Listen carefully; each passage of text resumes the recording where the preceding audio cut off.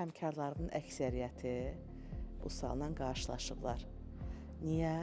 Birinci uşağın fərqlidir, ikinci uşağın fərqlidir. Eyni atanın, eyni ananın övladlarıdır. Hər ikisinə eyni tərbiyəni tətbiq eləmişik. Niyə belə fərqli olublar? İllər əvvəl bununla bağlı bir video çəkmişdim və orada bildirmişdim ki, seminarlarımda da buna toxunurdum.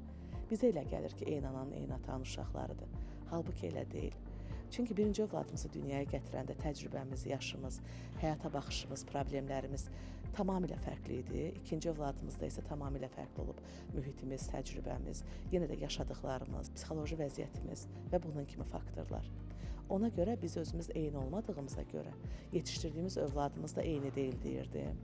İllər sonra xarakter analizini öyrənəndən sonra, xarakter analizinin insan üzərindəki təsirlərini biləndən sonra isə fərq etdim ki, o dediklərimdən daha böyük bir nüansda insanların dünyaya fərqli mizaclarla, fərqli xarakter tipləri ilə gəlməsidir.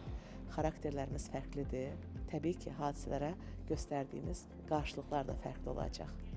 Ona görə əsla özünüzü qınamayın ki, niyə eyni şey tətbiq etməmə rəğmən bir övladım belədir, digəri fərqlidir. Burada övladınızı tanımağa səy göstərin. Onların xarakterləri arasındakı fərq nədir? O balansı necə qoruya bilərəm? Hirslənəndə necə münasibət göstərir? Xoş halında neynəməliyəm? Birinə dediyimi başqasına necə fərqli şəkildə deməliyəm ki, nəticə əldə edeyim? Burada da artıq biz mütəxəssislər sizə kömək eləmək üçün varıq.